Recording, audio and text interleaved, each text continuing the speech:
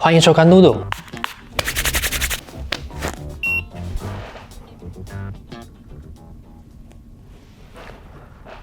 疫情过去4年了。世界卫生组织在2020年的1月把新冠疫情列为国际公共卫生紧急事件。COVID-19 新冠肺炎估计夺去了至少2000万人的生命。The partial lockdown will be in force for at least 2 weeks. Semua rumah ibadat dan premis perniagaan hendaklah ditutup. 因为疫情，我意外的多了一个长相和性格都完全不一样的孩子。One day I just think maybe I will die any moment. I think of is it to commit suicide. 疫情期间，我们整个这个演艺事业呢大洗牌，大半年是零收入。我跟我伙伴2个人在3-4个月的时间里面处理了上百具的 COVID 案子。我上班的时候刚好就是看到那个尸体掉在那里，你看到了之后，你会一直会唤起那个画面出来，你要去消化的东西很多。单单那个3个月，我们救了300多个人。其实那3个月，我们见死亡的案件超过400多个。大家好，我是陈永峰，然后我是从事殡葬业，那目前经营的礼仪公司叫做义远生命礼仪公司。My name is Pastor Paul. I am a pastor here in Malaysia. I am here running an African food business with my wife in this restaurant. 我是林永发，我是 Astro 经典名曲歌唱大赛2018年的冠军。我是 Franson。我们的第1家公司核心业务是一家外劳 agency， 同时经营这第2家公司是一家全方位的小组公司。我的名叫郑明杰，然后是从事现在苏邦在野的4亿元。我是李凯明，认识我的朋友都叫我3级啦，是吧？我那时候是刚刚开始创业，非常的动荡的一个时期啦。因为毕竟我是从一个蛮稳定的事业，我就放弃了那个事业，然后我自己选择创业嘛，所以完全是充满未知的。岁月静好吧。疫情之前，我们是经营一家外劳 agency， 在疫情之前已经是顺风顺水，因为我们做了很多年，我们做了快20年。我有2个小孩，还小，一个1岁。一个3岁，正在 enjoy 跟他们的 sweet moment。当时其实我是实习生，我是在州议员的服务中心实习。还没有疫情之后，我一直以来我是做不锈钢生意的，基本上大家生活都是这样子过嘛，就没有什么特别了。再加上我另外一个身份就是我是一个党，就是我们行动党的一个志工团队啦，就是我们 Unity 党。As I told you, I'm a pastor. I have church. Everything was moving smoothly until when the COVID started.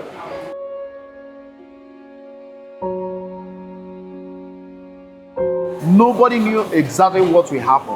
I have little idea that there will be world system change.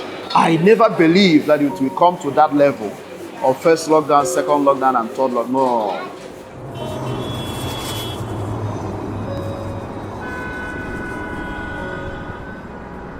那时候我们就在想说，到底该怎么办？因为其实疫情跟殡葬业其实蛮息息相关的嘛。一开始因为政府也还没有给任何的 instruction， 然后也没有给任何的 SOP， 所以我们那时候就是选择不接。所以我们一开业，然后我们接了第1个案子，然后我们就 shut down。它是我孤注一掷的生意啦，因为我们并没有背后的金主，然后我们都是用一些存款，甚至我们还借贷去开始这个生意的。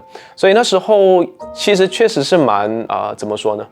很灰，然后也很焦虑。当时候基本上大家都没有什么想法，最重要的是突然间就是说宣布 lockdown 嘛，那大家就是没有的上班咯，就是所有收入就是暂停了。我其实是有几场演唱的，就后来那几场根本不用唱了咯，就 lockdown 了，是吧？在我们的头脑是觉得完蛋了的，完蛋了。然后你知道，身为艺人的是有热度的，你明白吗？我是2018年才出道的，但是我一出道，才做那2年的艺人就 lock down， 我的这个事业才起步，对我来讲是非常大的打击啦。等到开放的时候，不懂几时开放，我已经是过气的一个艺人了。我个人其实也还好，因为我觉得没有想象中那么严重。可是我家人可能会觉得说比较严重一点，所以他其实不允许我们出门。所以我那时候其实还是蛮想出去工作的，就是因为老板就说我们还是要很多的人手嘛，因为那时候很缺人手，要送粮食之类。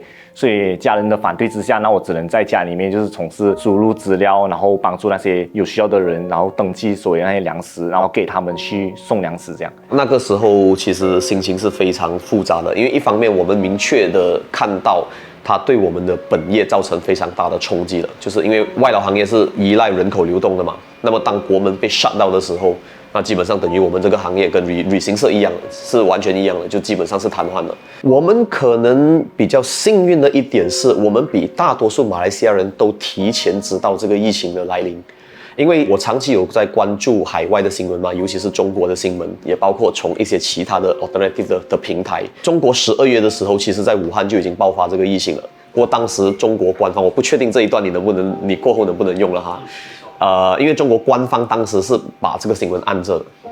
对，但是我们在其他管道已经知道，它在中国本土确实爆发了这一个病毒。那所以我们在12月多的时候就已经知道这个消息了之后呢，我们其实在1月份就已经开始动手准备了。在国外我们找到这个技术了之后，我们从1月的时候就开始部署，说把它引进来，所以也导致疫情在马来西亚爆发之后呢，我们比其他人能够更快速的转变和应对。当初纯粹是想到说，我们预测到它会波及到亚洲的国家，没想到后来它扩散到这么严重，到全世界都受影响。之后2个月之后，我有参加了那边的一个消毒队，然后他是乌拉港的特别行动队，他们有做这个消毒。然后其实我没有跟我家人讲的，因为我跟他们讲我去工作，可是我没有跟他讲我去消毒。当下医疗技术没有那么先进，也没有什么 vaccine， 算是蛮危险，为什么还选择去做呢？我可能比较觉得帮助了别人过后有一种快乐，就是我觉得很多时候可能不是看结果而已，就是你得到了什么，而是我很多时候觉得说那个过程很重要，就是你学习到些什么，所以它也可能是一个我为什么继续待在现在想要继续的做事员也好。我觉得帮助人是我觉得比较快乐的事情啊。一开始 lockdown 之后，我们就看到很多那些报道，就是防疫用品不够，最严重的时候是连医护人员也不够口罩，医护人员也不够这个防面罩，然后到最失控的时候，就是连医护人员连这个 PPE 都不够。那么那个时候我们第一次站出来，就是先做这个面罩，我们做了差不多整200多千个面罩送给医院。做了这个 face mask 之后，我们就做 PPE， 所以基本上是做了这2样之后呢，我们就看到，马来西亚好像没有人做消毒，我们就敢组成一个消毒团队。那么我们一开始就是以物资，再慢慢转型到专做这个消毒的工作。MCO 期间，就是大多数人都不能出门的时候，在家抱怨很无聊的时候，其实我们是一点都不无聊的，因为我们天天都在路上跑，因为我们开启了那个消毒业务嘛，而且我们的消毒公司是全方位的。全方位的意思是说，我们不只是卖消毒产品，我们也包括有上门帮人家做消毒。那个时候的那个病毒的死亡率、致死率还是很高的，就是你真的是用出生入死来形容也不为过那种心情。一开始我们非常怕，一开始每一个都隔离。我回到家，我还在家里外面搭一个帐篷冲凉，先消毒完了才进屋子。谁不怕那个时候？最巅峰的是一天处理30多个案件，就是8点我们就集合吃早餐了，就分散做工。之前的消毒方式，因为我们不知道哪里有疫情，可是如果我们有举报说那个可能是 apartment 还是什么很多之类的有的话，那基本上是消完整个的，然后所以我们就要跑上跑下，然后基本上你就会整身湿到完。疫情初期的时候，那时我们还没有去 set up 这个 warehouse 之前呢，那我们的那个消毒水，我们是储存在这个 office， 然后是在楼上嘛，2楼嘛。那时我就跟团队开玩笑嘛，说现在 MCO 不能做 gym， 没关系，我们这里有免费的 gym。就每天3个男士就这样子刚着10厘的、20厘的那个瓶子上下这么跑，几十趟到我看整100趟都有。After COVID, I lost my house. I also lost the church because I couldn't pay. I was once homeless in Malaysia with my 3 children. Sometimes I will see some police, they give me 20 ringgits to eat food. I must confess, some police are good also. Some Malaysians are very good. Some believe that foreigners are fools. In fact, some Malaysians, they see foreigners like animal. Do you know that some Malaysians will see a man like me with my family, they will close their nose? I'm sorry to tell you this. Even when the first video was made here to advertise my business, I went through the comment section. Some Malaysians saying immigration should go and arrest me and throw me and my family back to my country. I quite agree that some Nigerians are misbehaving in Malaysia, but not all Nigerians. During the COVID, because of the situation, no food, no milk for children, no pampers for baby. I drink the water from the tap direct. I have so many friends when the church was moving very well. But during the COVID, nobody remember me. One day I cried with my wife. I said, no, we can't just die. We must look for something to do. I started looking for a place to start up little business. I think, what can I do?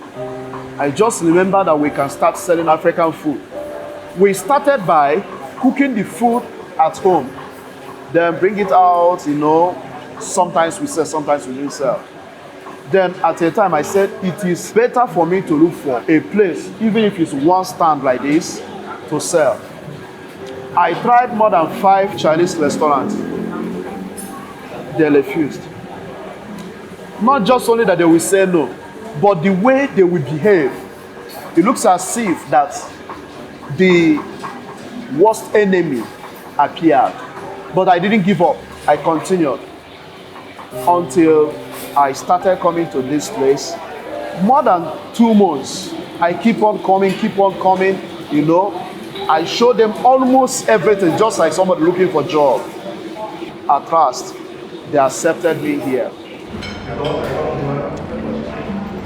当然你就没有了收入，很彷徨了，很彷徨。我在想，我们接下来能够怎样有收入，也不知道这个 lockdown 是多久。晚宴啊，什么结婚的宴会，那些宴会全部不能做，我们的show就没有了咯。我就很实际的，我就去看人家网上卖鱼啊，卖鱼哥不是卖得很好咩？所以我想，我可以做这个东西啊！我唯有做这个卖冷冻海鲜啊，老婆呢就煮一些食物啊，糕点啊，就这样来卖。到它开放说可以10公里、20公里的时候，我就亲自送。这样我就把那些地点啊圈起来咯。那些这次我是去BJ的，我就看一路上BJ我会经过哪里呢？我就会联络那些朋友。等下我应该会经过你的家，然后我会经过你这边，你需要这个东西吗？然后我就这样来带货了。当政府开始慢慢的有这种 SOP 出来，就例如说感染这个 COVID-19 的死者的话，他就是你不能够去触碰他身体，那他就是被裹在一个裹尸袋里面。所以我们去的一个主要工作呢，首先就是说我们要 full set 的 PPE， 然后我们就会去到现场，通常家属他会隔着一个玻璃，然后呢我们就要去打开这个裹尸袋，就打开一点点小缝，让他去认这个人是不是他的亲人。他点头了之后，我们就盖回去，然后就整个裹尸袋放进棺木，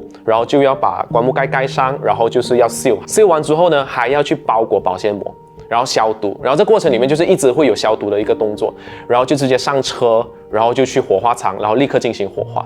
所以那时候的那整个过程是这样，它跟我们原先想要做的工作是完全不同。我想要做客制化的丧礼，就为每一个人去筹办不一样的一种属于他自己的一种丧礼。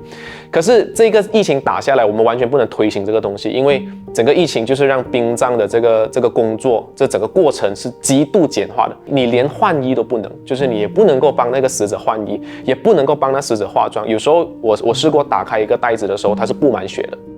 就是经过那个案子过后，后来每一次打开之前，我们都会先偷偷看，然后我们都会带一块布进去，就是避免说还有这样的情况。因为那时候真的非常糟糕，因为家属也很靠近，就那镜子很靠近，一打开他满脸都是血，家属就是一边哭，然后一边什么也做不了，然后我们也做不了，因为有一些医院的那种所谓的停时间的一些，或者是KKM 那边的卫生官就会来现场在那边的，他不让我们做任何东西的，而且要让我们马上，那时候讲得很难听叫打包。要马上打包，然后就去火化场烧掉。你好像就是一个怎么说呢？好像很没有用的搬运工人，你就是负责把它搬过去，然后搬去火化。从来没有想过的嘛。我那时候创业是一副很有理想抱负的，结果转身一变了一个搬运工人，真的是像搬运工人这样子。所以那时候我就有跟同事啊，或者是跟一些来帮忙工作的人就讲说，你一定要去区别自己跟搬运工人。如果你是当自己是一个搬运工人，那你就真的是一个搬运工人了但是我觉得我们还是能够在这么微不足道的工作里面去体现一些我觉得所谓的什么呢？人道精神嘛，或者是所谓的一些慈悲吧，就是怎么去对待这一个尸体也好，或者是这个亲人，这个过世的亲人也好。我记得那时候我们在那个马大医院在接尸体的时候，那平常我们去的停尸间它就是一间而已的，可是那时候因为太多了，真是太多，然后怎么样呢？他们就是搭了好多 camp。在那个医院的停车场，然后它的 camp 就是很多那种冰箱，你知道吗？就是那种cargo 的那种车，然后他们工作人员也不够，所以我们去后我们就要扔那个 tag， 然后进里面去搬。然后我进去的时候，你就是吓到，他的人就是叠着的，就是一人叠人这样子叠着。然后有一些情况是有一些 camp 他们没有冰箱的，然后他就是真的是放在地上，就是这样一排过。然后据那边的医疗人员跟我们说，那些很多时候是可能是外劳，没有家属在这边的，然后他们就是我们讲什么 pack 在那边，非常的惨不忍睹了。我只能说那个情况。单单那个3个月，我们救了300多个人。其实那3个月，我们见死亡的案件超过400多个，包括死在家里的，死了几天没有人懂的。所以我们见到很多这样子的案件。那个时候我们消毒啦。我们送烟啊，包括有一些就是死在家里很多天，那么没有人扎戏的那种，我们也会帮忙啦。其实我们一开始做一些是死了2天3天，那最比较恐怖的是在这一个嘉营的嘎将的，bomba打包的尸体包，它的血水全部没有清，那个尸虫已经爬到外面去了，因为它血水流在外面，那是一个 flat 嘛。bomba 讲，我已经扎了啊，尸体我扎了啊，这一个清理动作谁要做？management 哦，他的 management 找到这个死者的姐姐，那死者姐姐叫我帮忙。其实死者姐姐是想利用我了，那个时候有一个故事的。去到的时候我就很奇怪了，我们就找那个 guard 了。那时候又6点多，那个 guard 说我带你们上去。一上去上到那一楼第7楼，一走到差不多那个方向，那个 guard 讲那一间，最后那一间你们去。pintu sudah buka，pintu sudah buka，OK， 那个 guard 就先跑。他们的 guard 先跑了。他不理了，因为他是那个 flat 楼的走廊嘛。其实那边我们基本上还离他差不多，我看你50-60米，已经那个味道很重了。那好了，他看到他的血水已经流在外面了，所以我就跟那个死者的姐姐 video call， 所以我讲我给你看状况，你看清楚你的家东西 ，OK， 免得发生东西不见你赖我。然后整场东西我们是开着的。然后进去一开那个门，哇，整间屋子超过100尊的神像，而且全部都是阴神的那一种，都是哇，整间屋子，然后那个灯不是白色的，灯那个红色的就是那种哇，我講他媽，我喺進到神廟，我就問喂，你細佬做咩㗎？跳銅啊？係喎，我細佬好緊要喎。其實我同我細佬10幾年冇講嘢咗，太齋喎。我講哇，你玩我，所以你同你細佬10幾年冇講嘢，佢哋咁樣點樣三哥，你幫我抄，原來他要找一樣不了，他要找他的神主牌，一直要找神主牌。我講等一下先，我是一個 Christian， 我說喂，邊個係神主牌哦？我問其他兄弟，呢度成1000個，唔知邊一個係，真的是這樣誇張，真的這樣誇張。所以就這樣子，然後我們再看到，然後我們案情分析啦，因為我們看到他的那個死的地方。就是在那个他的那个沙发那边，因为沙发那边全部都是虫嘛。离他的那个神座，他们有那种跳头，有那个笔啦什么的，全部都那个神座都散尽。那基本上我们在怀疑，我们在怀疑他中了 COVID 之后，他不肯就医，然后他辛苦，因为快乐缺氧之后，再过一层他就会开始会喘嘛。会喘的时候，他应该是要跳头来自己医自己。那么这个东西最后得到验证，就是他有一个女朋友叫 Australia Call。说他也想那个屋子，他想清楚什么东西，就是在我们的那个 Facebook 那边，他看到了他 call 我，说他讲是他的男朋友确实是 COVID 了一段时间辛苦的。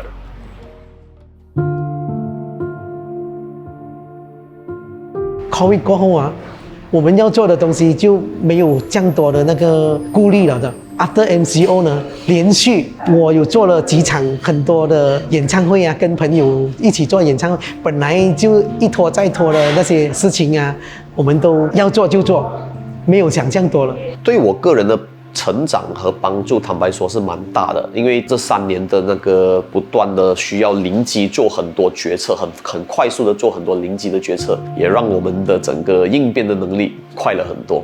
我用4个字来形容我的心境啦，死而無憾啦。我们经历这样子的东西，这一班兄弟这样子一起经历过，然后一起去救人。所以对我来讲，今天如果是老了，我一定跟他们讲呢，我们什么都不做了，老了遇到吹水就是吹这些咯。那如果真的是这样不幸，来不及老就死了，死而無憾啦。那我们对这个社会基本上曾经有过贡献啊，小小的贡献啊。如果有一天我电话不再响，已经人家不再需要3G歌，那么可能我们就慢慢就删 ban 啊，是吧？人毕竟会老嘛，但是收发没有了，而且我们还有很多年轻的朋友刚刚也慢慢加入来。这个疫情确实是我们看到很多的人性啦，很多人性，包括基本上如果是确诊者是孩子的话，父母亲一般都会比较敢站出来为孩子们牺牲的，照顾孩子的。那么如果我说如果不多啦就是大多数的，就是如果是年老者确诊，孩子是怕的，怕接触他的父母亲，因为怕自己受感染的。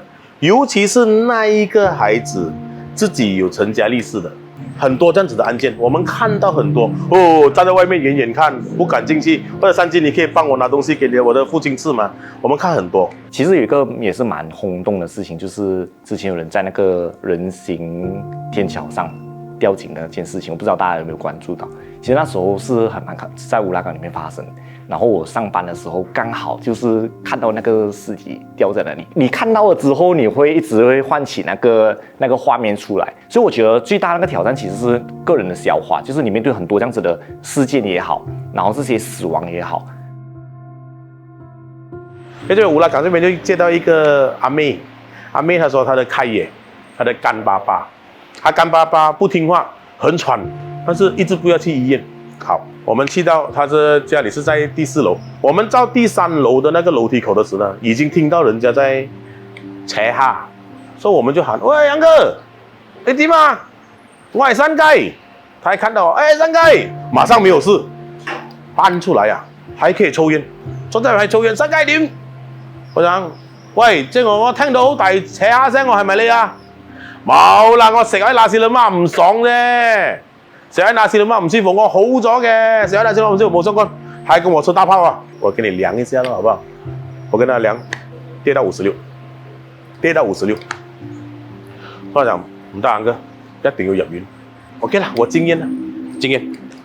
So 4樓，我們慢慢走下來，靠住氧氣慢慢走下來，收他上車，上了 ambulance， 他還轉過身看住我，山雞，我返嚟請你飲茶。OK， uncle， 這樣子講住話20分鐘後 ambulance driver call 我 ，uncle sudah mati。我跟他一起。所以说，种种的原因，so 我在一个慈善的晚宴，我受邀请去，他们叫我讲2句，因为我也不懂我是算不算慈善啊，所以你請我去，我們就講一些慈善，我也不會大會講慈善。其實我哋做慈善嘅，好似我山雞咁咯，我覺得我哋好似洗濕個頭，所以全場人就山雞講乜嘢啊？洗濕個頭，講到好似自己好唔甘願做咁樣。嗱，做咩我講洗濕個頭之後，我解釋，因為當你做了之後，你就會越踩越深，尤其是當你做到非常成功的時候，你就會更加深，因為很多人找你的時候，求助的東西越來越多，你就會越踩越深，越踩越深，你看到那個慘況啊，非常凄涼的那個慘況，你看到越多，你就犯唔轉頭，就是洗濕個頭，所以你就會越做越多。所以說這一班兄弟就是這樣子，大家都洗濕個頭，這個是人民對我們的信任嘛。那么我们一直以来我们的口号10多年前我们是在喊以民为本，他可以把他的亲人或者他可以把他的生命交给我们，那么我们有什么理由去拒绝他？我的外婆是因为 COVID 去世的，然后当时候是我送我的外婆去医院的。我跟她说我会载她去，那也会载她回来，原因是因为我觉得她很害怕。包括说她就问我说我们要去哪里？为什么你穿到这样？她就会问很多啊，就是我会不会在里面，然后就回不来啊之类的。但可惜的事情是我送了她过去，但我没有办法载她回来了。其实她进去了之后，我们是没有办法进去的，因为她有一个隔离所嘛。然后重点在于，其实我的外婆是没有联络号码，就是没有电话。然后我们到后来是送了一家电话进去，有一个很好的医生，他告诉我说明天的话他会给我们 video call 这样，让我们看一下我外婆。然后到后来他就去世了，就其实没有见到他的最后一面了。我最后一面就是在车上载他回去的那一刻。我觉得珍惜一件事情是比较重要的，就是我觉得很多时候发生这样多事情过后，你发现到不需要等就想要做什么的话，就尽可能去做，然后珍惜现在，珍惜当下。然后当然，我觉得我能帮多少，我就尽可能用自己的能力去帮助别人这是我觉得在心境上最大的改变。我们依然是坚持说我们初办议员时候的这个想法跟初衷的理念，然后我们也相信这一个最终能够去让可能马来西亚人对告别或者说对殡葬能够改变他们固有的想法，让他们认为说告别其实也可以是很漂亮的，那告别不一定是只有很哀伤或者是很凄惨的。如果我们华人能够在告别或者说死亡这件事情上有更深的认识的话，我觉得回归于到生活的部分，那他们也会活得不一样。打个比方，像是他知道说生命里面的优先秩序到底是谁是更重要，谁是你更要爱护的。这些东西我觉得都是能够从死亡里面去学习的，那这也是我们希望丧礼能够去发挥的一个功能，这样子。